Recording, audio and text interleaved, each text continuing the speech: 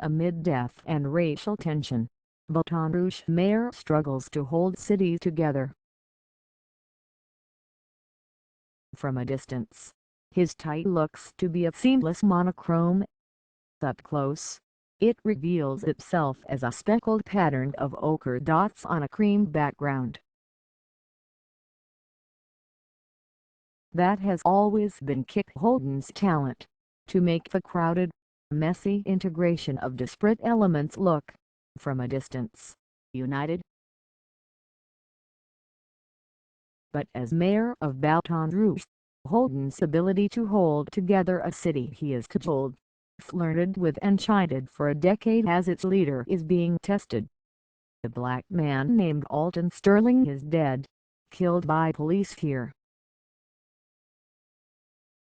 3 police officers, 1 black, 2 white, are dead as well, gunned down while on routine patrol.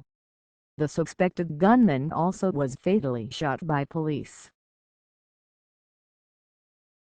The coalition of black Democrats and white Republicans that powered Holden to his first election in 2004 and had long stood by him splintered quickly after Sterling was shot.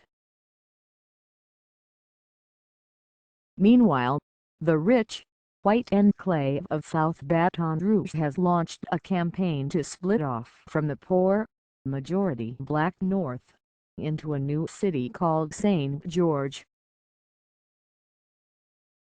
Holden has fought the separation in every way possible, even annexing the land under the stores at the Mall of Louisiana to keep their massive sales taxes in the city of Baton Rouge if the secession is successful.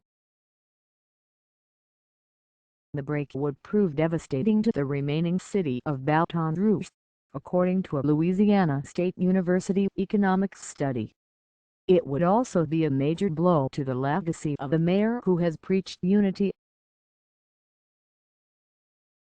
Unity to Holden means the kind of peace and quiet that fosters business growth and keeps simmering racial tensions far from the public square.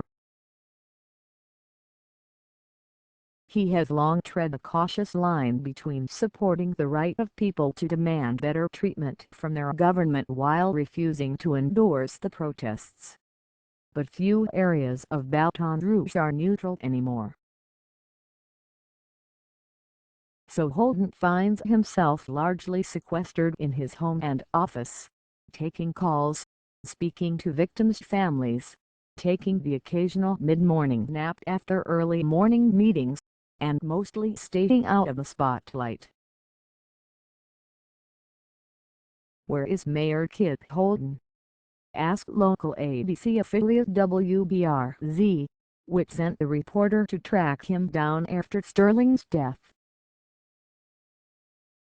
The story suggested the mayor had only made a single brief appearance to comment on Sterling's death despite marches and rallies that had devolved into skirmishes between protesters and police in Baton Rouge.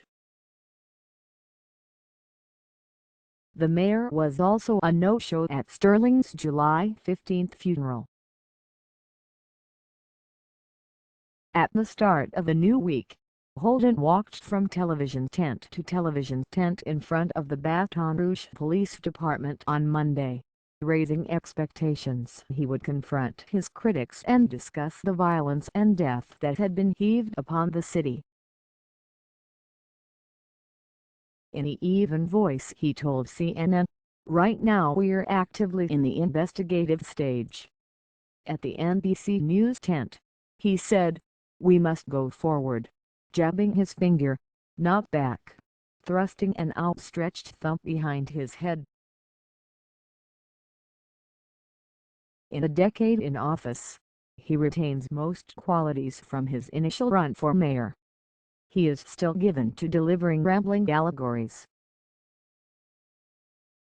He is more hunched, his belly a little rounder, his hair a bit thinner, but he maintains the ephemeral, giddy nature of a retail politician, seemingly shaking every hand at once and grinning widely while eyes dart from person to person. "Look at this man. "Isn't that one of the greatest smiles you've ever seen?" said then-Governor Kathleen Blanco at Holden's January 2005 inauguration. "To me, that smile just exudes optimism."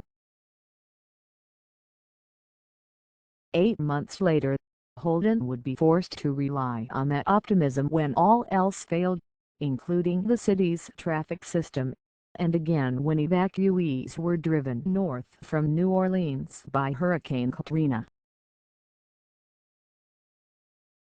But the killing of Alton Sterling has challenged Holden in ways for which he was not prepared. Protests have pressured him to choose a side, and, so far, he has chosen silence. "He's just not there for us," said Laquake Brown, eating lunch in one of the eateries in Holden's crown jewel, the city's waterfront. "When Sterling was shot, where was he? Police get shot and he's giving them condolences.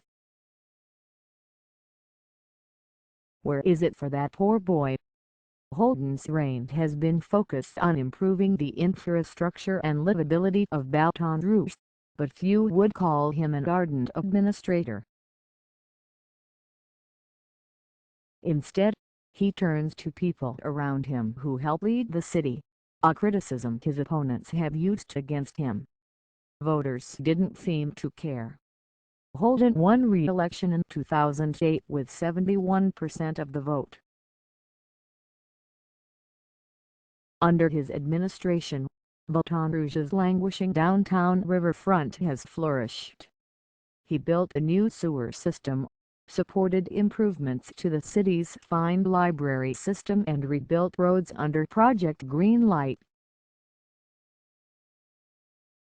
He could also be thin-skinned and crushingly sensitive to even the hint of criticism, said Lanny Keller, a Baton Rouge Advocate political columnist. With a quick wit and acid tongue, Holden presents a formidable opponent in public settings. "I may not have graduated magna cum laude, I graduated thank you, Lordy. But look who's the mayor," he said at a contentious 2008 debate. Now, he's preparing a run for Congress. He hasn't filed his papers yet. The deadline is Friday at 5 p.m. He hasn't raised very much money, just as he failed to raise much during a failed campaign for lieutenant governor in 2015. The larger stage has rejected him so far, but at noon on Monday at WBRZ's studios in his hometown, Holden was in his element. "They don't know where I am all the time," he told The Times. "I'm in meetings, sometimes with the victim's family, sometimes with law enforcement. I'm not going to go broadcast that every time someone wants to know where I am or where I'm going. I'll share this with you, man," he said, launching into a defense of himself, a 63-year-old man trying to balance the needs of every citizen, black and white, in this city. Then he was on camera, neither defensive, combative nor sensitive. Smiling and joking with the news anchor, John Pastorek, Holden asked for prayers for the officers not just every day, but every hour. He asked for patience and unity,